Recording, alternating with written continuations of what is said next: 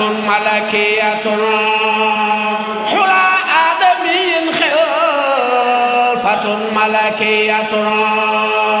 متى أدركتنا لي زمان بلية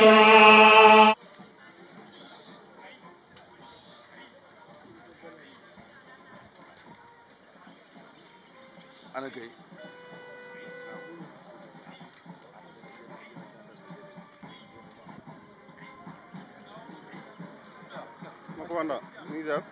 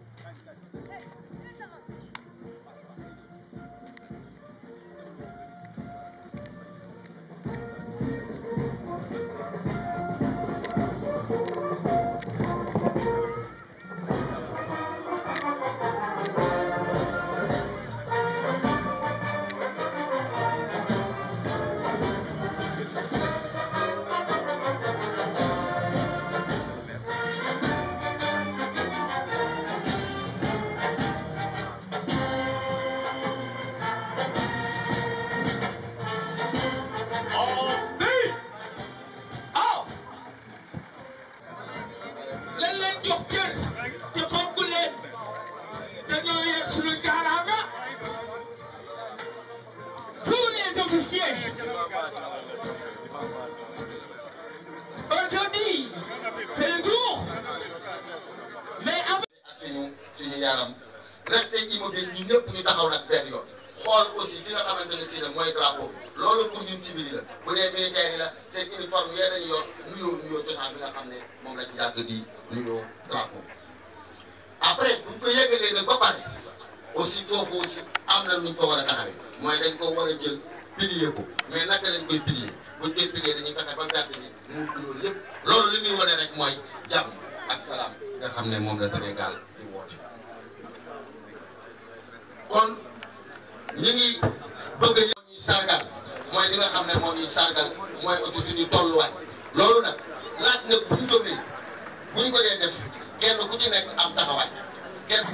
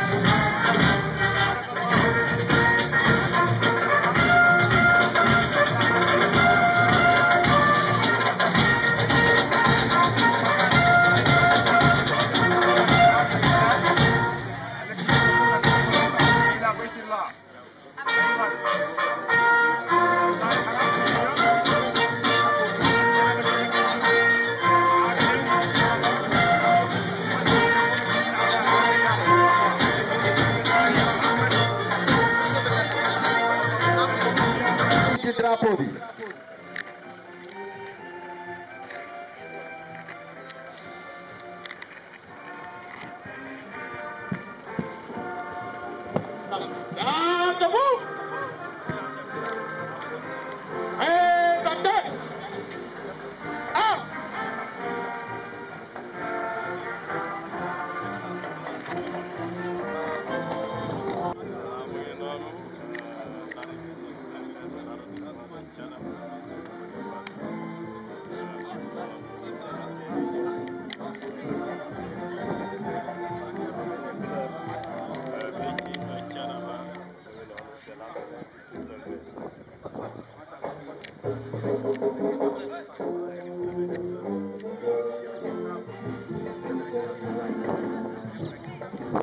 attention pour la levée des couleurs. Envoyez.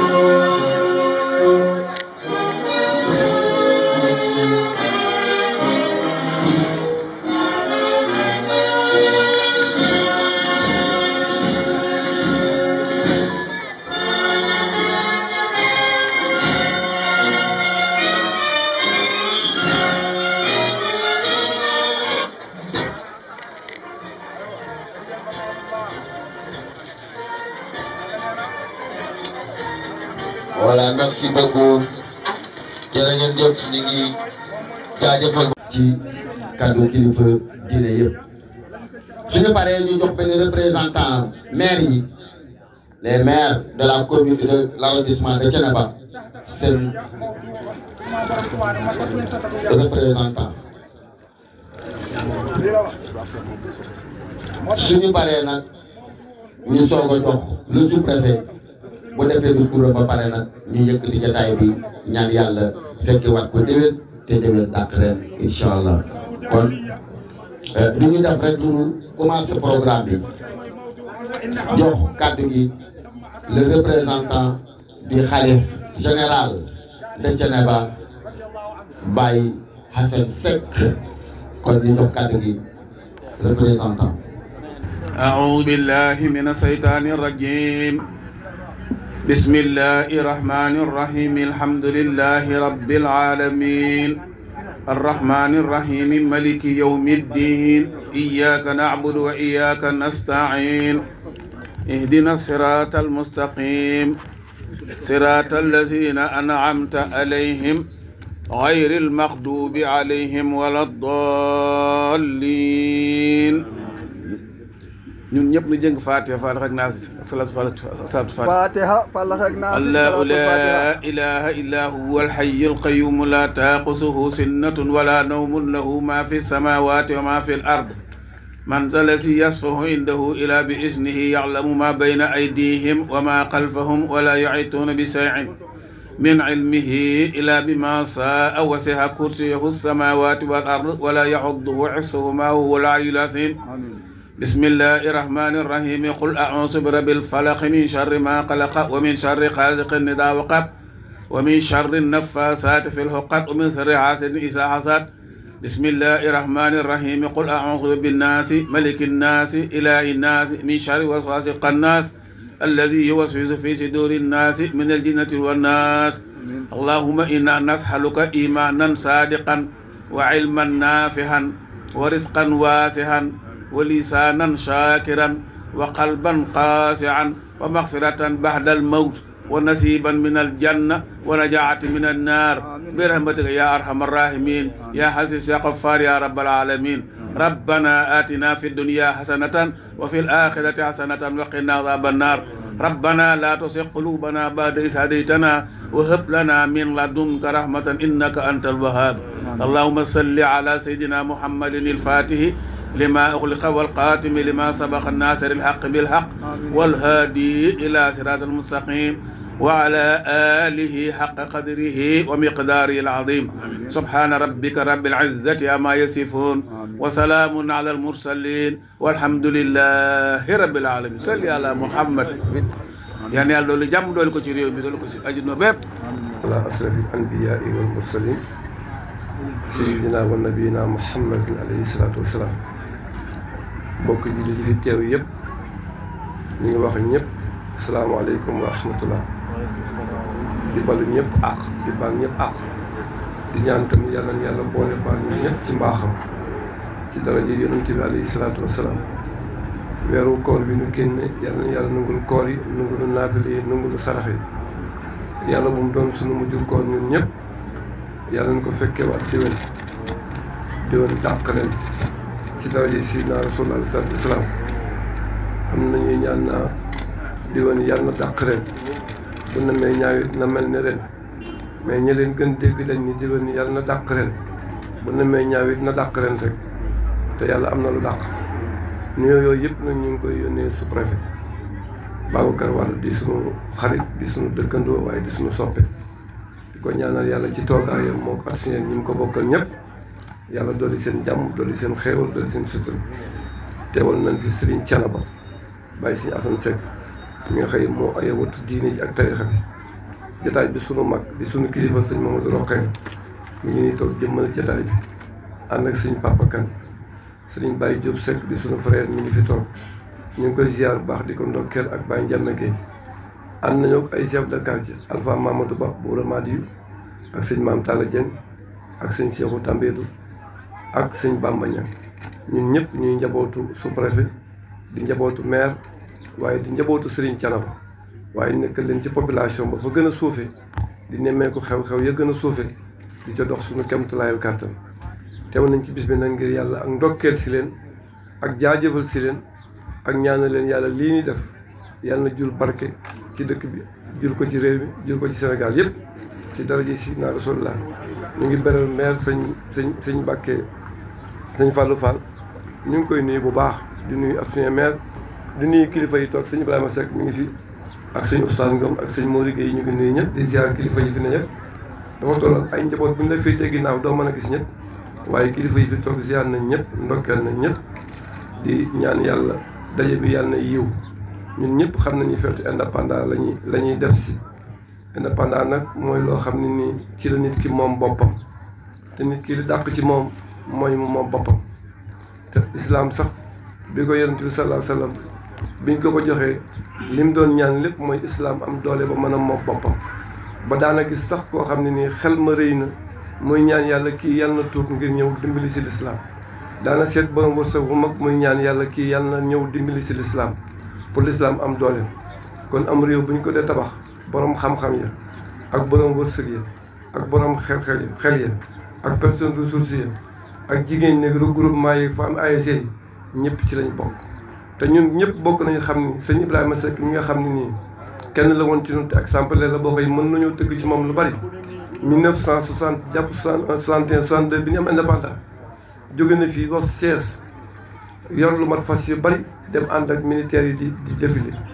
loolu yaakaar naa archive la boo xam ne nii moom dong moo ko def ci kilifa yi sénégalais yi wane na rek réew mi dañ ko war tabax dañ ci war def loxo te ñëpp ci war jàmm kon sëñ Ibrahima Seck patriote bu mag la woon ci diine ji waaye patriote bu mag la woon ci Sénégal ndax itam ñun ñëpp ànd nañu moom teeru fii président Senghor mu ànd ak Mamadou Ba Keïta bu Mali lu mu saan yëngu ci diine ji mbaa ci tarixa bi mbaa ci réew mi sëñ Ibrahima jëmmal na ca boppam kon loolee nag bind la bu mu la bàyyee boo xam ne ñun diine ji ak administration lañu war a jàpp lu ci ne rek ñu taxaw ci ba mu rafet ba mel na mu war a mel ndax diine mënta dem bàyyi am réew mënta dem bàyyi diine di nuyu nag préfet département waaye di nuyu gouverneur de la région di nuyu ministre de l'intérieur waaye di nuyu premier ministre ci turu sëñ Thiénaba waaye di ndokkeel président Diakhar Diomaye Faye ci feetu indépendance bii di ko ñaanal réew mi mu bëgg a tabax yàlla mi nga xam ne nii lu waay def moo la jàppale yàlla na ko jàppale moom àggale ay yéene ni mu ko bëgg ci daraja yonent bi alayhi salaatu wasalaam di nuyu jigéen ñi bu baax ndax réew mi nag lu mos a baax jigéen ñaa ca dugal seen loxo lu ñu génn seen loxo rek loolu mu des ginnaaw di nuyu waa Gindiku bu baax a baax waaye di nuyu jeeg ñang ak regroupement yi mu àndal yëpp ak femme ASC ñun ñëpp nag dañu war a taxawaat ci réew mi maanaam foddataat suñu bopp te réew mi yi koy tabax dafa bari xam nga Sénégal ñun amuñu problème mu njiit problème mu direction lañu am ñun amuñu problème mu njiit ñi fi jaar ñëpp bu baax problème mu direction lañu am oto nag bu paanee buñ koy puus dañ koy wëlbati ba mu jublu fi ñu bëgg nga xam bu tàkkee jëm fa ñu jëmale ko foofu wëlbati nag loxo yëpp da cay jàpp moo tax ñuy wax jubal ak jubanti jub nit ki mooy jëmmi nit ki la jubbanti ak soo la ak soo borom def la loolu suñ ko waxee bàyyi ko te jëfewuñ ko tam fi ni bëgg àggal réew mi duñ fi àggal ku ñëw tam da ngay jéem ba sonn rek bàyyiwaat na fi kon ñun ñëpp war nañoo taxawaat ci réew mi defaat ci suñu doole ak suñu pas-pas ak suñu itte bàyyi bëgg-bëgg yu bari ak intérêt yu bari seet li nga xëy mooy intérêt Sénégal ak intérêt mi jéem a tabaxaan réew mi ci wàllu naataange ci wàllu bay ci wàllu sàmm ci wàllu sécurité ci wàllu wax lu baax ndax itam am réew kenn mënu koo tabax te lu neex waaye wax lam la neexee ba mu neex nga bàyyi alxuraan dani su groupe bu ne bu ñu bëggee réussir la ñuy def yaa yàlla si na amanoo te ñun ñëpp amanoo ci lañ bokk isbiroo na ngeen jàng muñ ba mën a muñ ku muñul doo mën a àggale benn action su ngeen muñee ba mën a muñ wa saabiroo na ngeen jàng muñ lente parce que sama diggante ak Thione Diop ak sama diggante ak Adama Diop suñ muñ lentewul dina ànd koo àndal léegi bu ngeen xëyee ba suba balaa ngoon nga gis ci moom la naqare pour nga bàyyi alxuraan nee da ngeen di jàng muñ ba man ko jàng muñ lente ba man ko fexe ribaat wa rabito ngeen boole seen force wolof yi nee na sang lañ bu ñu booloo wat weer fii bari na lu ñu fital loo xam ne ñàkk a booloo rek wala waaye bu ñu ko boolee balaa ngoon ñu def ko wa rabito da ngeen boole seen force waa taqoolaa te ngeen am ragal yàlla groupe buy ànd buy defar bu ne alxuraan ne su ragal yàlla nekku seen biir yàgg-yàgg accab rek ci mbëj waa taqoolaa laxalakum tuflixoona suñu borom nee na su ngeen defee loolu dinaa leen may ak réussir ci li ngeen def yonte bi nag nee na sallallahu alayhi wa sallam laa tadxuloo jannata xataa tu'minu du ngeen dugg àjjana mukk lu ngeen a gëm yàlla du ngeen gëm yàlla mukk xataa tu'minoo lu da ngeen a gëm yàlla nee na gëm yàlla mënta gëm xataa taxaaboo lu da ngeen a bëggante mu ni hal adullukum ala ay shay'in izaa fa'altumuuhu tahaababtum ndax du ma leen digal loo xam ni bu ngeen ko defee bëggante mu ne amuñu afsoo salaama baynakum tasaare leen jàmm seen diggante gars yi ne ñëpp yi wax jàmm di ko dox na ñëpp yi wax jàmm di ko dox waxudoo ila tayyibi minal xawli waxudoo ila siraatil aziizil hamiid suñu borom nee na ñëpp teeyal wax yi ak jëf yi yonent bi sallallahu alayhi wa sallam benn waaye ñëw na ci man ni ko dénk ma mu ne ko ŋaal mu jàpp làmmiñ ma ni ko téyel ma sa kii soo ko téyee rek sa àdduna baax àdduna ki nga dendal baax ñun ñëpp ñuy tenir langage yu rafet di wax lu rafet mais li ñuy wax itam suñuy jëf di ko jëmmal parce que itam boo waxee di bàyyi jëf yi lu jëmm moo tax alxuraan di prononcé amano wa hamilu saalihaat na ngeen gëm yàlla mais na ngeen ko jëmmal ci seen i jëf waaw ñun ñëpp ñuy prononcé wax ju rafet wax ju baax te xam itam kilifa mënta ñàkk bari na fitna juwaay am ci barab te ñàkk kilifa ko waral te bu dee kilifa goo am tam lu mu lay sant da lay jox exemple ba mu leer nañ ñi nga doog koo def loolu itam du kilifa sami naa waa tax naa daal mooy kilifa dégg te def benn sëriñ dafa toog ba ci yàgg mu ni dafa bëgg a jàpp benn sëriñu tarbiya nag lay wax bàyyi morgue ñu ngi lay dalal baax maa ngi guddal sax ngeen bàyyi ma ngeen baal ma benn sëriñu tarbiya dafa toog ba ci yàgg mu ni dafa bëgg a jàpp taalibe yi ku ne wut satala dem di wuti ndox am ku ndaw rek dugg ca teen ba duy satala nga taxaw ni jàpp ni génne leen ma maanaam li ma bëgg a wax mooy foog ñu dégg ndigalu kilifa yi yu autorité yi ak yu diine yi pour mën a tabax réew mi waaye bu kenn kenn fitalee fa la neex ak sa sañ-sañ ak la neex lu mu doon sa intérêt nga jëy seet rek ba mu pare réew mi du mën a dox ñu ngi jaajëfal ñëpp nag kii ndax fu kilifa ne rek wares na koo sant wares na koo gërëm di jaajëfal sous-préfet bu baax ci coono yi ndax itam fii ku fi nekk dëkku diine nekkut administré parce que sañ-sañ yi day bari ak bëgg-bëgg yi ak kenn ku ne yor sa autorité bopp kon moom xam na li ma wax ñu ngi koy jaajëfal bu baax di ko ñaanal di jaajëfal maire di jaajëfal ñëpp rek di jaajëfal njaboot gi yëpp ñun daal war nañu takkuwaat taxaw mel ni dañuy doog a am indépendance 1960 loolu la ñu war a mel ñun ñëpp ñu takkuwaat taxaw ci àll bi ci mbay mi ci tool yi ci sàmm gi ci sécurité bi mais ci wax lu rafet ak gën a bokkoo ak gën a jàppalante ñu ngi dalal suñu bàyyi ma di ko sekk bu baax di ko jaajëfal ak monsieur Pape Mor Gueye bëgg maa guddal di nuyu Ibrahima Diagne bu baax ak sëñ Gouda Diop ak sëñ Ibrahima Dia ak kilifa yi fi nekk yëpp ñu ngi bala ak ñëpp maa ngi ànd ak sëñ Alpha Mamadou Ba ak vraiment di xaw ma woon sax ñu lay defe nag soo préfet demoon day yëkkati drapeau rek mais dafa dañuy rek yëkkati drapeau bi def waaye préfet ñu ngi lay gërëm baax di la ñaanal yàlla na la fi barke toppe yàlla na la fi ndimbal toppe sëriñ Ibrahima daana wax ni léegi nit nekk fi am na bu ñu oyee fore bu mos a nekk fii la jël nit ñi wit sëriñ Ibrahima ni bàyyi leen ko rek fii mi ngi fi ormay dëkk bi kenn du ko mënal dara mais su fi jógee rek dëkk bi daf ko dóor ko maanaam dëkk bu jar a bàyyi orma la dëkk bu jar a bàyyi xel la mag ñi xobu garab sax ñëwuñ koo damm wallaahi wal xolal asim te am na leneen luy wattu dëkk bi ak diine ji lu dul ñun loolu na ko ñëpp bàyyi xel wasalaamaaleykum wa rahmatullah ñu jox kàddu gi nag représentant maire arrondissement bu Thiénaba ñoom yàlla dogal na ci ñoom bennoo goo xam ne saa yi bu ñu dajee fenn rek kenn mën naa jël kàddu gi seen taxawaay ñoom ñëpp kon kàddu gi maire yi arrondissement Thiénaba di suñu jàmbaar yi ñoom moom kàddu gi ñu jox kàddu gi kon monsieur le maire. Baye Assane Seck xalifa général di jël nuyoo boobu di ko teg ci loxol représentant du chef du village Serigne Alassane Niane Seck mu tegal ñu ko ci loxol magam Serigne Modou Rokhaya mu joxal ñu ko xalifa bi ak képp ko sant Seck. ñoo ngi nuyu sous-préfet di nuyu adjoint ci ndigalul nag mairie commune Thiénaba ndax wolof yi dafa wax ni ndabul teraanga dañ koy puusante ba mu toj waaye kenn du ko xëccoo ba mu toj kàddu gi Serigne Fallou Fall laa ko joxan mu delloo ma ko ma ne ko nan ko jox sunu rakk sunu jarbaat sunu doom maire Toubatoul Ahmed Dieye mu ne ma yaay sama kilifa jëlal kàddu gi kon mbooloo mi xam ne loolu noonu la demee sous-préfet ñu ngi lay nuyu di fab nuyoo boobu di ko teg ci sa loxo nga jotalal ñu ko préfet département mu jàllaleel ñu ko ci gouverneur ba ci premier ministre ba ci ministre de l'intérieur ba ci njiitu réew mi sous-préfet bisu tey bi dafa mel ni bi indépendant di sosu ak tey dara sensé wul ndax fête bu ne am na fi défilé bu ne am na fi waaye bu simple nii bu yiiwe nii bu jube nii gëj na fee am te loolu kon il faut ñu sant la ko mais ci biir kàddu yi dañuy xam ni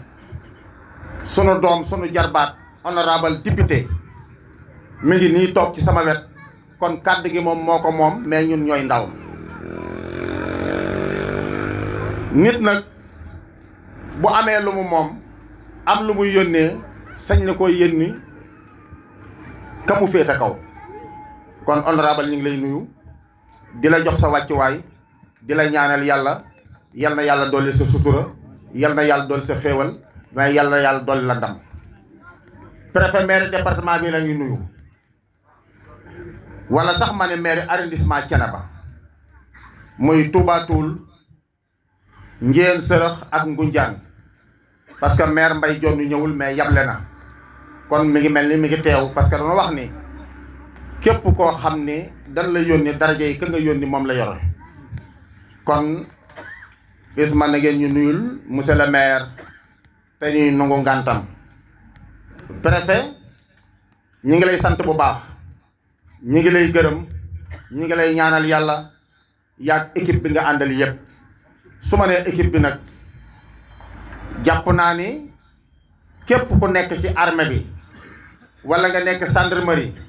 wala nga nekk sapeur pompier mi ngi ci sa ginnaaw di la jàppale te amu leen benn réeroo kon ñoom itam ñi ngi leen di sant di leen gërëm parce que taxawaay bi nu taxaw Thiénaba sëriñ Thiénaba lañ ko taxawal te taxawaay bi rafet na taxawaay bi mat na te ñi ngi sàmmonteeg li nga xam ne moom la dëkk bi bëgg waaye ñi ngi sàmmonteeg lépp lu dëkk bi bañ man gisaguma kenn koo xam dañ laa affecté fii nga ñëw fi ngay jëf loo xam ni bokkul ak li waa dëkk bi soxla kon sëriñ Thiénaba sant na leen mais sous-préfet sant na leen mais ñun maire yi sant nañ leen parce que dañu wax ni buum bu dangee da nga koy yeew bopp ji kukuy te ñun maire yi lépp lu jóg ci suñu kaw lay tegee kon jàpp naa ne sous-préfet ni ñuy jàppalee xam nañ ko ñu ngi lay sant bu baax ñu ngi lay gërëm di ñaan sunu borom nag sa kilifa yi ci kaw yal na yàlla déggale la ak ñoom mais ñi ngi ñaan sunu borom ñi nga yilif yal na yàlla déggale la ak ñoom ñun amuñu benn ak yow xarma yàlla parce que lépp loo xam ni commune yi soxla na ko muy Touba Toul Ndiéyène Sërëx Ngoundiane ba Thiénaba yaa ngi ciy xar sa tànkub tubéy lépp loo yaakaar ni man soxla nan ko yaa ngi ciy taxaw guddi ak bëccëg kon maire yëpp a ngi lay sant maire yëpp a ngi lay gërëm ak ñi nga àndal di sant conseil municipal yi nag muy bu Touba Toul Ndiéyène Sërëx Ngoundiane ak Touba Toul ak Thiénaba kon ñi ngi leen di sant bu baax parce que ñoom ñëpp seen i actions yi teew na di taxawaay bu rafet di sant politiciens yi nga xam ne ñoo nekk ci arrondissement Thiénaba parce que du commune Thiénaba rek ñoo yor ay politiciens mais politicien bu nekk ci arrondissement Thiénaba sa taxawaay rafet na maire yaa ngi lay sant maire yaa ngi lay gërëm parce que nag day am loo xam bu jotee kenn ku ne dina taxaw mais bu paasee ñëppay ànd bokk ndey bokk bàyyi te loolu njiitu réew mi lañ ko defal kon ñu ngi ñaan sunu borom njiitu réew mi yal na yàlla jàppale ko yal na yàlla àggale yéeneem ci réew mi ak mbooleem koo xam ne yaa ngi ci membre du gouvernement bi en tout cas daal bu sëñ Fallou Hall jëleen kaddu bi dina gën a rafet bu Ahmed Dieye jëleen kaddu gi dina gën a rafet honorable bu jëleen kaddu yi dina gën a rafet mais ku ne xam na ni temps bi dafa jafe ñëpp xam nañ ni jàpp naa ni kenn amul jot waaye sous-préfet soo wootee ñëpp dina la wuy si kon ñi ngi sant ñëpp di gërëm ñëpp maa ngi dégg genn kaddu léegi ñu ni nan sant Demba Kandji sant nañ ko démb tey soog a ñëw Demba Kandji sant nañ ko démb tey soog a ñëw ci commune Thiénaba ak arrondissement Thiénaba ak réew mi yëpp parce que fu mu nekk sunu sag la lépp lu ko war maa ngi koy def kon ñi ngi sant ñëpp ñi ngi gërëm ñëpp salaamaaleykum wa rahmatullahi taala wa barakatu ñi ngi xool nan la ñuy amee jàmm muy gendarme muy policier muy militaire rawatina nag toutes les sapeurs pompiers et les ASP. Monsieur le sous-préfet, je suis fier pour vous. Je suis fier pour vous, pour toujours. Et je le dis, je le répète et je le réitère. Monsieur le sous-préfet,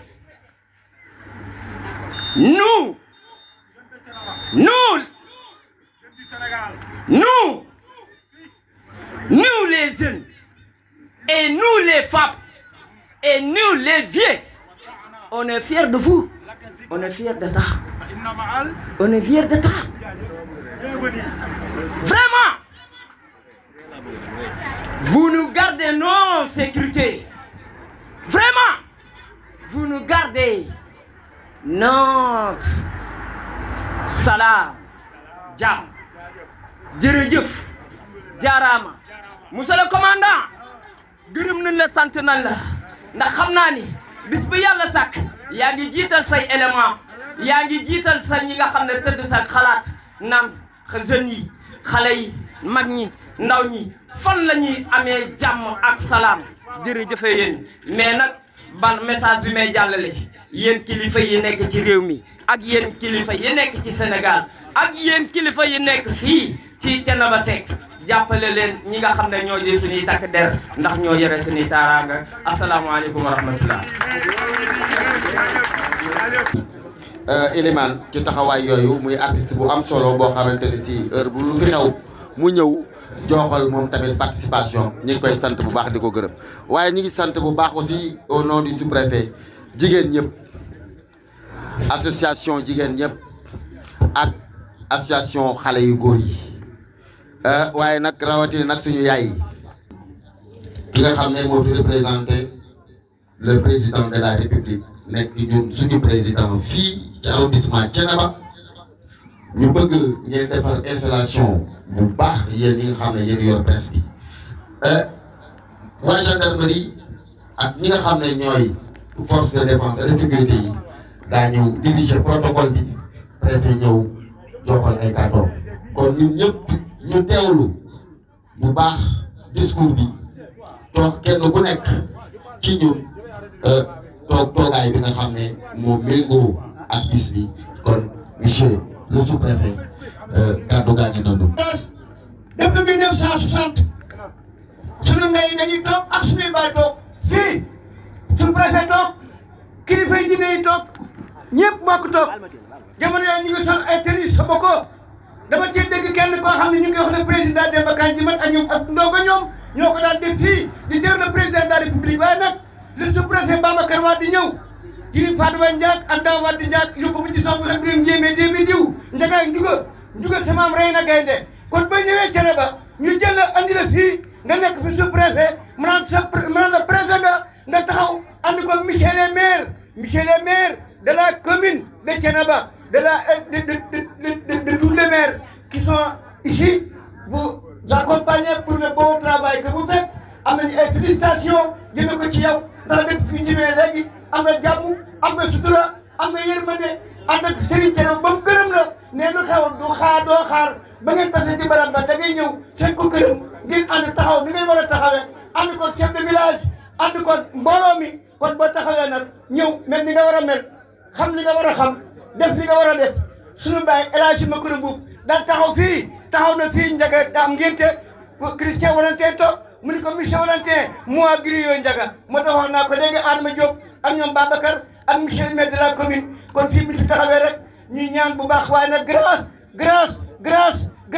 à Serigne Ibrahima Seck mi nga xam ni ci administration moo fi installé école waaye nag grâce à monsieur Ndiaga Ndiaye mi nga xam ni moom it bëgg affectation pour Thiénaba ñàkk école Serigne Ibrahima ni ko bu dee loolu rek toogal dinaa indi école Thiénaba dem wax le président de la république Senghor mu installé fii ay école ba ñun ñëpp ay cadre lañu man mii taxaw cadre laa koo fi tudd cadre la fi leen jànge fi ñu amee suñuy diplôme dem jàng ci lycée yu mag yi kon nag grâce à Serigne Ibrahima Seck bàyyi Serigne ñaana mi toog yal na yàlla fayal ñu ko ba tuddee école bi école Seydina Ibrahima Seck borom yaaram borom maga neex borom Sidi borom Karim borom gaynde borom jëfi yàlla borom ibnu gaynde borom ku yëm naa di dëgg ma nga dajeel borom rëbbu borom lawtan borom bàyyi neex Serigne Ibrahima Seck Fatou Niass Jëmb Niass Serigne Niass soxna Assa Joxo soxna Gueye Faye jëmb faa koddu ma seer kunu jaane amri ndaak maa sigi bi jeen maa samba ak safar kon monsieur le sous-préfet kaddu gaa goog waaye du ma manqué nag di gërëm monsieur Fallou Fall mi nga xam ni demel amri góor sa ba lay maa moom ànd ko monsieur Dieng mi nga xam xam ne fa tabarakallah ku ko wéy di nga wëndeelu waa sëñ Modou Rokhaya sëñ Ousseynou Khoudia taxaw na borom yaaram nga ñëw taxee dog ñaan sëñ ñaan a toog ñëpp toog Baye Diop Seck si Talaxaar Adama Mbéri bu sëñ Ibrahima Seck mu daan toog dans si Talaxaar taril ma jumaat mu tari sawratu jumaat wane ni rakkam am na xam-xam kon monsieur le président ba ñu ngay toog nag mbir mi mel nii lépp rafet dañ lay gërëm sant la ñaanal la xamal ni mag nga di nga doon te def li nga war a def mel nga ni nga war a mel grâce à vous yàlla yàlla dooli jàmm. Mesdames, Messieurs, mes chers compatriotes, qu'il me soit permis de rendre grâce à Allah de nous avoir donné l'occasion de nous retrouver ici à Thiénaba pour fêter en ce jour 4 avril 2025 le 65e anniversaire de l'accession de notre pays à la souveraineté internationale. Le 4 avril 1960, le Sénégal accéda à sa souveraineté internationale avec son drapeau vert, jaune, rouge,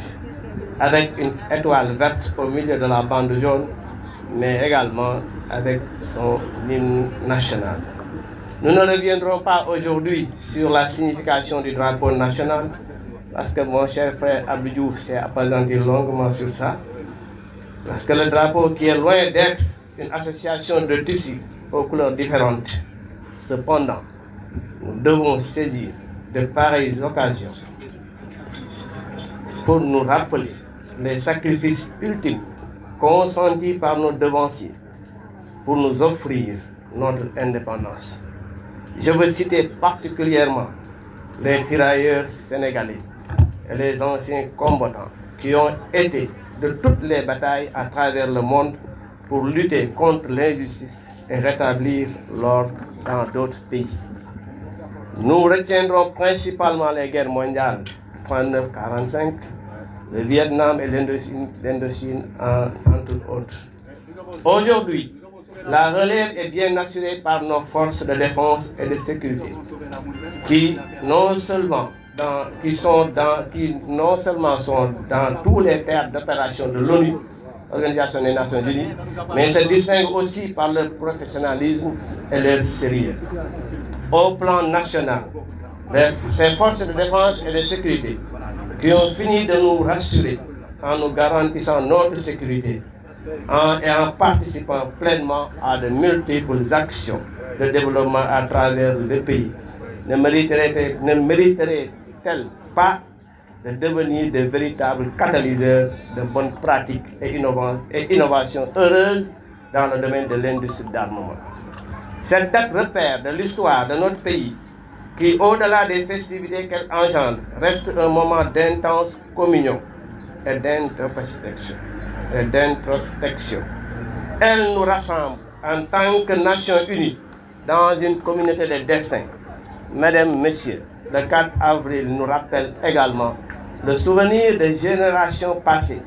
C'est un exercice de mémoire en hommage à nos héros et héroïnes disparus tels que Mam Cheikh Ahmadou, Mam Amari Ndak Seck, Mam Cheikh Omar Foutiyou Tall, Mam Ahmadou Bamba, Mam Alhaji Malick, Mam Cheikh Bounta, Mam Limamou Laye, Lat Dior Ngoné Latyr, Albouri Ndiaye ou encore Aline Sitoé Diatta, qu'ils soient également d'autres, connus ou inconnus, qui ont eu à payer de leur personne la résistance à l'oppression, à la colonisation ou à la défense des valeurs de liberté et de démocratie. Ces valeureux fils et filles du pays, tombés sur les champs de l'honneur, nous ont valu le droit de fredonner l'air de Niani Benya et de pousser très fort le souffle de Mbaragn Wathie. Mes chers compatriotes, outre le devoir du rappel historique, le 4 avril que nous célébrons constitue la fête de la liberté, quelqu'un l'a dit tout à l'heure, de l'armée et de la jeunesse. Elle permet de consolider notre nation, notre république, dans un commun vouloir de vie commune. À ce titre, je rends un hommage particulier à toutes les forces de défense et de sécurité de ce pays. Je leur adresse en ce jour mes chaleureuses félicitations. C'est l'occasion de féliciter les forces de défense et de sécurité qui sont au niveau de l'arrondissement de Thiénaba et qui abattent un excellent travail ce qui nous a permis effectivement d'être dans la quiétude. J'ai cependant une pensée particulière pour tous ces braves soldats qui sont tombés sur le chemin du devoir. En prononçant ces mots, mon esprit se tourne vers tous les soldats tombés sur les champs de l'honneur, sur le sol national ou en terre étrangère, en mer ou dans le ciel, pour la défense de la patrie. Aux soldats blessés, mutilés ou disparus lors des opérations de maintien de paix ou de sécurisation de nos frontières, je leur marque la reconnaissance de la nation. Mesdames, Messieurs, mes chers compatriotes, dans un contexte de tension sous-régionale exacerbée avec la menace du terrorisme qui frappe avec insistance à nos portes, mais aussi avec la découverte des énergies fossiles que sont le pétrole et le gaz, nous sommes fiers de voir nos forces de défense et de sécurité rester mobilisées avec courage et dévouement tant à l'extérieur qu'à l'intérieur de nos frontières. Ce sont ces braves hommes que je voulais donner en exemple aux jeunes de notre arrondissement, en les invitant à s'inspirer des vertus cardinales que sont la courtoisie, la discipline, le respect de l'autorité. Tout à l'heure, le chef de village l'a dit, nous vivons une période, une crise d'autorité. Il l'a magnifié dans son discours en insistant. Le respect de l'autorité est devenu très rare. Or, on ne peut rien faire sans le respect de l'autorité. Parce que nous avons un bon wolof, nous avons même si nous avons tant que l'eau cultive au niveau, nous je disais donc, en s'inspirant des vertus cardinales que sont la courtoisie, la discipline, le respect de l'autorité, le respect des symboles de la République qui fondent l'armée face à l'effritement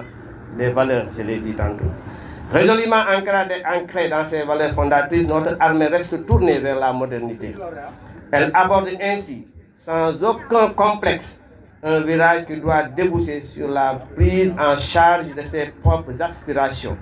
militaires au plan technologique et industriel. C'est pourquoi le défilé de cette année porte sur le thème suivant, vers une souveraineté technologique et industrielle des forces armées. Ce terme, au Roland souverainiste, met en avant la volonté de notre pays de se positionner comme un acteur majeur du développement technique et industriel, notamment dans le secteur de la défense nationale. L'objectif ici peut être résumé à la réduction de la dépendance de notre pays vis-à-vis des technologies étrangères et favoriser l'émergence d'une industrie de défense nationale compétitive. Le thème est venu à point nommé. Si nous mesurons la position stratégique et géologique de notre pays, l'expertise, le professionnalisme et les nombreuses missions bien assurées par nos forces de défense et de sécurité dans tous les théâtres d'opération de l'ONU, dans un monde aussi et dans une sous-région caractérisée par de réelles menaces, ces ambitions du gouvernement pour moderniser l'armée sénégalaise et cette volonté de développer son autonomie en matière d'armement se justifient largement. Il s'agit donc d'un objectif ambitieux visant à doter les forces de défense et de sécurité de moyens technologiques et industriels propres, réduisant ainsi la dépendance aux équipements étrangers. C'est la raison pour laquelle son Excellence, M. Bassirou Diomaye Diakhar Faye, président de la République, déjà en 2024, à l'occasion de la célébration de la journée des armées en novembre 2024, insisté sur l'extrême urgence de repositionner le Sénégal sur l'échiquier régional en développant une véritable industrie nationale de défense. Cette vision historique de son Excellence, Monsieur le Président Bassirou Diomaye Diakhar Faye, dans ce domaine constitue non seulement un choix de souveraineté, mais aussi un levier d'innovation pour transformer l'industrie nationale. Ce 4 avril restera donc l'occasion de mettre en lumière ces avancées et montrer que le Sénégal est en marche vers une véritable indépendance technologique et industrielle en matière de défense.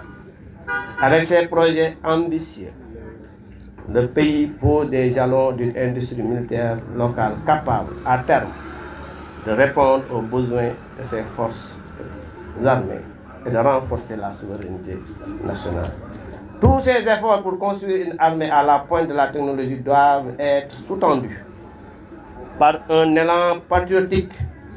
dont la base est le Djubbanti. Ce à quoi j'attends auprès de tout un chacun de vous. Un comportement citoyen, une discipline sans faille et un engagement à tout point de vue pour la cause nationale. C'est seulement avec cette dialectique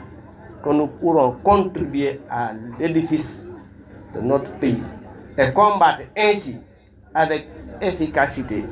le sous-développement, l'immigration clandestine, autrement appelée Barsakh, qui a fini par engloutir une frange importante de notre jeunesse dans le ventre de l'Atlantique. Mesdames, Messieurs, mes chers compatriotes, revenant à cette belle cérémonie du jour, je ne saurais terminer sans féliciter tous ceux qui ont eu, de près ou de loin, contribué à la réussite de cette présente cérémonie. Permettez-moi de citer en premier lieu les chefs religieux qui ont bien voulu se mobiliser. Seigne Hassan Sek, khalife général de Thiénaba, son éminent Seigne Hassan Sek, c'est l'occasion de le saluer, de prier pour lui, au même titre que tous les chefs religieux qui sont au niveau de l'arrondissement. Je peux en citer au niveau de Toubatoul, à Seigne Mamor Mbaké, qui est en train effectivement de jouer un rôle important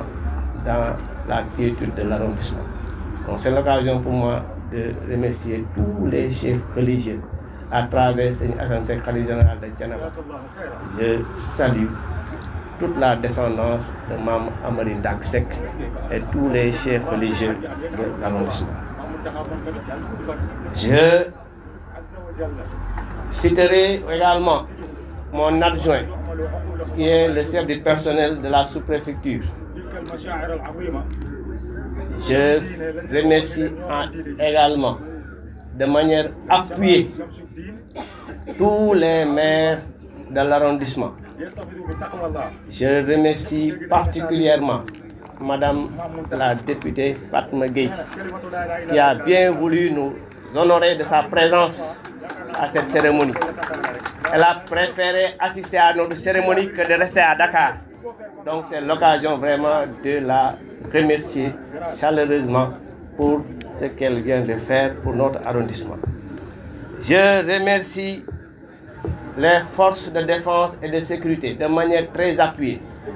Le commandant de brigade de gendarmerie de Thiénaba et ses homologues commandants de brigade de Khombol, de Ngoundiane. Mes mentions spéciales au commandant de brigade de gendarmerie de Thiénaba, accompagné de son homologue, le commandant des sapeurs-pompiers, qui n'ont ménagé aucun effort pour la réussite de cette activité. Pendant presque une semaine, ils étaient à pied d'œuvre pour nous permettre de réussir cette cérémonie. C'est l'occasion vraiment de les remercier, parce qu'il faudrait le rappeler que c'est au dernier moment qu'on a décidé effectivement de tenir cette cérémonie. Je remercie également tous les politiciens. Monsieur le maire de Thiénaba l'a dit,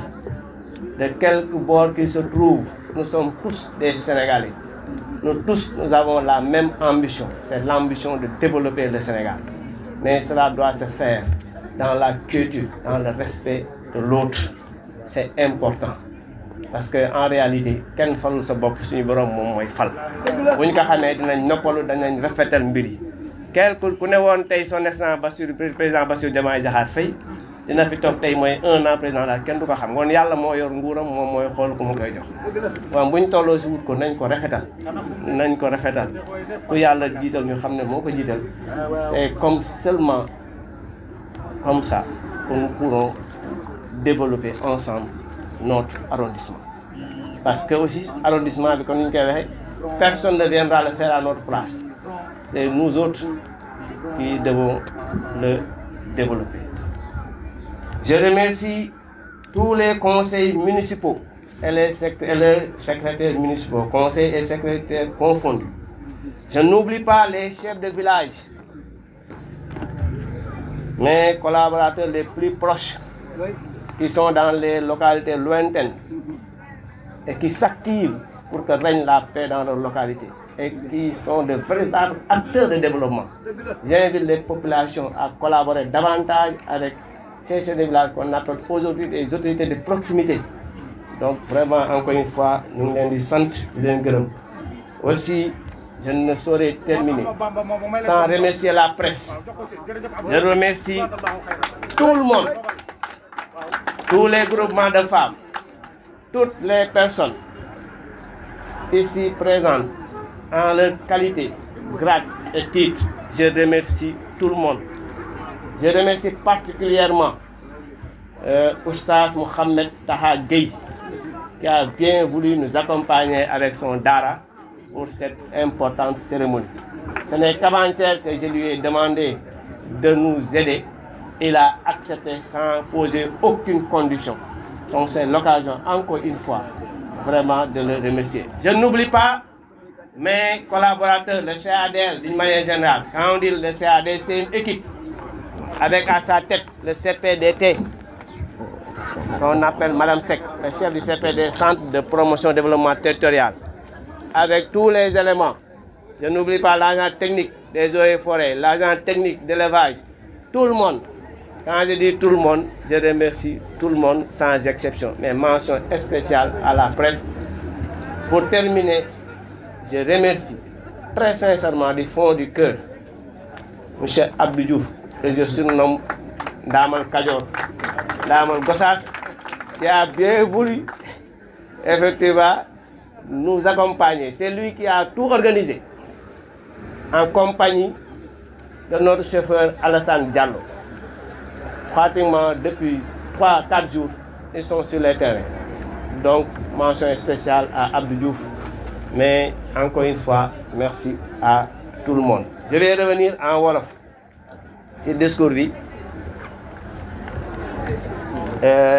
vous remercier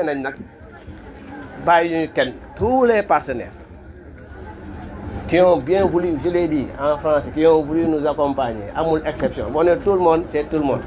Donc, bés bi ñu ngi jégalu dañuy yëkki kàddu xam naa bi yoon dañuy todd protocole bi di jiital si nuyoo bi xalif général bu Thiénaba di suñu wéjur sëñ Assane Seck di ko teg si loxo chef de village bi nga xam ne c'est un très proche collaborateur mu tegal ñu ko si loxo magam ji fi nekk di sëñ Modou Rokhaya di suñu kilifa di suñu xarit waaye di seedal mbooloo mi sëñ Assane Seck ni mu koy waxee fu mu toll mais suñu xarit la loolu dëgg la parce que ñaari amul dara loo xam ne li na xew si dëkk bi wala loo xam ne lii yëkki na ko te du si diisoo ak man bari na xew-xew yu xew si dëkk bi muy xew-xewu tiis wala bànneex daanaka waxtu wa muy amee si la koy jokkoo ak man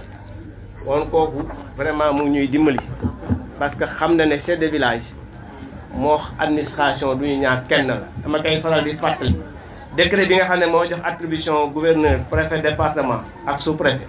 décret boobu moo jox chef de village ay attribution ak ay mission woon chef de village yi aussi dafay baax askan bi xam ne duñu ki nga xëyal yeewu ndox moom dëkk ndox moom rek mu nekk sa kanam nga jàppale c'est nga di ko xoolal bët boobu ay autorité lañ au même titre que les autorités administratives kon nañu ñaan askan bi ñu gën leen jigéen gën leen jox seen gëdd waaw bés bi bésu sant yàlla la parce que am na ko wax liberté moom boo ko amulee doo mën a jaamu yàlla te Sénégal moom ni ko yàlla bindee ay jaamukat yàlla moo fi ne président wax na ko démb si discours am fête bi dañ koy sant yàlla parce que dafa coïncider ñuy génn si korité yem moo suñu mbokk chrétiens yi di woor te président daf ñuy faral di fàttali dañu digal duñu si ñaax nañu fexe renforcer suñu relation entre spirituel et temporel moo ne spirituel mooy ñoom ñoo ko xam ne moom laa tudd sànq mooy ñoom suñu Assane Seck ak ay naataangoom kilifa diine yi nga xam ne ñoom ñoo fi nekk si tund bi waaye ñu kenn tudd naan nee sànq am na ko wax boo limee doo matale waaye fépp ki kilifa diine nekk si tund bi rek fekk nañ dafa jox la sa wàccuwaay rawatina nag Thiénaba gi ñu ne ngoon ñu ngi tamit ñu ngi feddali fii si kanamu askan bi lii orma ak suñu waree suñu diggante ak yéen nañ ko fexe matal te su ma ne ñun damay faral di rappeler ñun ak maire yi nuyu ñaar kenn lañ administration benn bopp la benn jëmm la déconcentration ak décentralisation maire ak sous-préfet benn lañ moo tax ngay gis maire di tëju ak sous-préfet lu bari c'est dans l'intérêt exclusif des populations woon population nañ dalal seen xel ne ni ñuy àndee maire di collaborer ñoom tamit noonu lañ war a nekk ay conseils collectivités territoriales bi les conseils municipaux seulement ne suffit pas mais ku am xalaat bu rafet war nga mën a dem jox ko sa maire mu jëfe ko yiw boobu day dellu si yow parce que fekkee yoon bu ñu fa defee wala ndox ba daa yow ma xëyaama day dellu si yow en attendant yàlla di dool na yow yaay toog loolu buñ ko xamee doxalee noonu yaakaar naa ne lii président di wax bëgg ko dinañ ko am parce que tey réew yi fi mu toll crise mondiale moo am ni ñëpp xam nañ ko bu ñu àndulee nekk benn duñ ci génn président wax na ko dégg on compte sur les ressources domestiques endogènes li nga xam ne ñun ñoo ko moomal suñu bopp ñun ñëpp gis nañ tey ñi États-Unis du doxale wan kooku te xalaatoo mu dimbali kenn mais ñun ñoo war a dimbali suñu bopp parce que suñu borom defal nañu lii gën a jafe si doomu aadama li gën a jafe si réew yi muy ressources humaines bu compétente foo tourné si Sénégal rek mën nga fa fekk kenn koo xam ne ki mën na doxal gox boobu ne kon loolu nag li koy tax ñu mën ko jëriñoo mooy ñu ànd nekk benn fonkante respectante kii jiitu muy maire mu fonk adversaire am bii nga xam ne toogul nekk maire kii nga xam ne aussi moom moo nekk adversaire politique de circonstance mu fonk maire bi fi xam ne moom dafa yàlla dégal loolu bu ñu ko defee ñun suñu arrondissement yaakaar naa ne dinañ ko mën a bés bii nag war nañ ko bésu armée bi la bu ñu armée muy force de défense et de sécurité day moom lañ gën a miin parce que boo ne armée rek mën nga exclure gendarmerie armée la bokk eaux et forêts armée la bokk force de défense et de sécurité moom mooy ñëpp bàyyi woo sapeur pompier bàyyi woo service bàyyi woo kenn kuy xam ne kii dafay sol tenue te ñoom force de défense et de sécurité ñun dañ leen amal njukkal am na ko wax sànq bu ñu tëddee fii artiste bi doon wax na ko bu ñu tëddee fii di nelaw wala ñu toog fii di waxtaane lii c'est parce que force de défense et de sécurité ñoom ñoo fi nekk tey fii tey bu amul bu ñu fi nekkuloon samba booy mën nañ ñoo fekk fii ku nekk yor nga yor ñu dépouillé la muy téléphone muy sa xaalis dem te dara leen fekk moom ñun fu ñu tekk rek war nañ leen sargal war nañ leen jox seen cër sama benn mag dafa ma doon wax naan boo nekkoon sa biir kër mu wóor ne la sa dépense bi yow yaa ko jënd yaa ko joxe sa soxna moo la ko toggal ne sa defle bi yaa ko joxe bu gendarmerie fëggee wala keneen ne la fekk nga tubb bay war a log mu ne la bul log waroo log parce que moom la mu xam xamoo ko la tax mu wax la ko mën naa moom yëg na information ne ñam boo ñu togg poson na ngi si wala la ne moo tax ñun dañ leen war a obéir waruñu weerante ak ñoom parce que amul benn élément force de défense et de sécurité boo xam ne bi sous-préfet am na sañ-sañu def loo ko lu jaarul mu di ko nangu day bañ su ko maire santé dafay bañ su ko keneen santé dafay bañ woon li ñuy def ñoom dañuy apporter concours pour ñun te loolu bu ñu koy def dañ koy def si légalité woon ñu xam ne ñun ñëpp lañ fi nekkal ñu jox leen seen cër ñaanal leen dinañ si te ñoom ñii tey li olof naan mu jëw ñu poussé bi mu réer moom moo leen dal parce que xam nañ ne tey bu ñuy wax indépendance anciens combattants yi ñoom ñoo tax tirailleurs Sénégal yi ñoom ñoo tax mais indépendance mënuñu ko wax te gën nañu si kilifa diine yi wax nañ ko maam Cheikh Omar Foutiyou Tall maam Amary Ndak mii taxaw ñu tax fii tey lan la doon xeex indépendance maam Cheikh Amadou maam Mamoulaye ñoom ñëpp indépendance lañ woon ñëw bés yi bu tawee war nañ leen aussi ñoom tatagal war nañ leen sargal war nañ ñaanal yàlla mu yokk yërmande si ñoom waaye war nañ ñaanal seen descendance yàlla taxawu leen parce que bu dul woon ñoom mbir mi mën na nekk neneen ngoon bés bi bésu sant yàlla la bésu sant ñëpp la wax naa ko sànq sant gi moom dañ ciy jiital maire yi parce que nee naa ñun sant leen mooy sant suñu bopp parce que lépp loo xam ne lii jàpp nañ ne luy suqali gox yi ñu ne fuñ si diisool di si jëfe mais buñ ne maire yi dañ si ñaaxaale acteurs politiques yëpp parce que man ñëpp xam nañ sama démarche noonu la c'est une démarche participative inclusive je n'hésite pas à prendre mon téléphone à appeler quelqu'un boo xam ne il n'est même pas un conseiller municipal pour ay recueillir si moom xalaat pour loo xam ne day defar mais noonu ñu koy defee ñoom aussi ñoom bu ñu amee xalaat bu ñu xaar ku nekk xalaat noonu lañ ko war a mën a taataane si biir conseil di wax ne waxoon nañ ko sànq si wolof ñu ngi sant ay madame Fatma Gueye ñu député parce que li may fa député peuple la suñu sag la ñun ñëpp a ko bokk waaye ñun ñëpp a ko war a ñaanal waaye ñun ñëpp ñoo ko war a gunge moom aussi buñ ko santee dañuy santaale le député Mbaye Dione nekku fi waaye nee na fi parce que woo na ma démb ne ma dafa am ngant mais incha allah dina ko représenté te il a été très bien représenté gis nañ adjoint maire yaa ngi fi le secrétaire municipal bi administration mu ngi fi suñu sër Fatou ngi fi et cetera. donc ñu ngi leen di sant di leen ñaanal mission boobu ñu jox assemblée yàlla yàlla may nañ si ndam mais Fatma Gueye moom dañ koy beral loxo parce que ba mu jégee information dana ma préfet man dama waroon doxi Dakar dama koy bàyyi ñëw ànd ak yéen feete bés bi donc loolu aussi dafa baax ñu jëmmal ko sant ko ci gërëm ko ci di sant groupement yëpp jigéen ñi ñoo taaral bés bi parce que bu ñu fi nekkul woon moom mbir mi dina baax waaye yaakaar naa du mel nii kon ñoom ñooy xorom si ñu ngi leen di sant di leen jox seen wàccuwaay waaye di sant chef de village yi nga xam ne ñun dañ leen di baalu ak parce que ñun nañu liggéey te moyens yi ñu war a am amuñu ko population yi comprendre lu seen mission te ay jafe-jafe yu bari leen ngoon ñu ngi leen di sant di leen ñaan ñu gën a muñ te xam ne njiit moom mënta yomb nañ ko def rek te yàlla te bañ ci def ak benn parfum di beral sant ak ngërëm suñu personnel di si jiital l'adjoint au sous-préfet li nga xam ne moom mooy le chef du personnel moom bu ñu ko waxee nag CLD bi yëpp la ñu wax parce que CLD bi boo xoolee moom laa mooy ñi nekk si chef de service li ngeen wax CPDT moom mooy ñi nekk sapeur pompier mooy ñi ne gendarmerie mooy ñi ne eaux et forêt képp koo xam ne kii rek yow yaa ngi fi di agent de l' état fonctionnaire wala agent de l' état muy enseignant muy ñëpp si CLD bi lañ bokk woon bodduñu kenn ñu ngi sant ñëpp di gërëm ñëpp kaddu yi mu ngi bëgg gudd parce que àjjuma la ñu ne dafa xat di leen wax ne daal kaddu yi bu ñu sañoon dana gën a yaatoo loolu képp ku teew fi daal si jotaay sant nañu amul kenn amul xaaj ak seen boo ne képp rek bàyyi woo kenn ñi nga xam ne newuñu fi sax képp koo xam ne que chef d'entreprise nga nekk si tund bi parce que le fait nga bàyyi feneen rek ñëw tànn arrondissement Thiénaba ne fi nga bëgg a liggéey rek loolu ñu ak sant la suñu parce que loolu moom mooy suqali suñu gox yi ngoon si ay chef d'entreprise bàyyi ñu kenn ñi ñu accompagner ñi ñu accompagner wul yëpp ñu ngi sant ñëpp di gërëm ñëpp di leen wax ne yàlla na yàlla dolli jàmm ci réew mi yàlla na yàlla taxawuñu njiitu réew mi yàlla na yàlla may ko mission bi nga xam ne moom la ko suñu boroom teg suñu boroom yenn teeñal ko ba fa mu bëgg a yóbbu Sénégal mu yóbbu ko fu kawe njortam te loolu li may faral di wax nag dara du ko def lu dul ñun ñi nga xam ne ñoo ne si ginnaaw ñuy nangoo topp ndigal di bàyyi tere kilifa muy kilifa diine di kilifa aada te wéyjur yu la jur li nga ko mën a dimbalee donc mooy ngay topp ndigal di bàyyi tere loolu buñ ko defee yaakaar ne fa ñu bëgg a yegg danañ fa yegg dama koy faral di wax président Bassirou Diomaye Diakhar Faye moo yor gaal gi nous avons tous intérêt à ce qu'il réussisse sa mission parce que lu mu fi réussir du ko yóbbu ses prédécesseurs li ñu def Sénégal yóbbuwuñu ko ba ñuy dem te moom bés a ngi ñëw dafay dem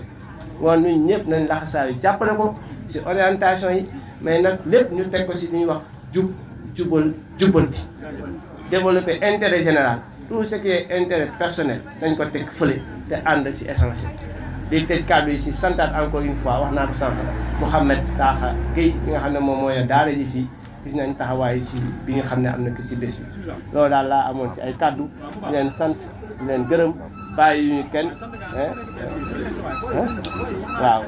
waaw lii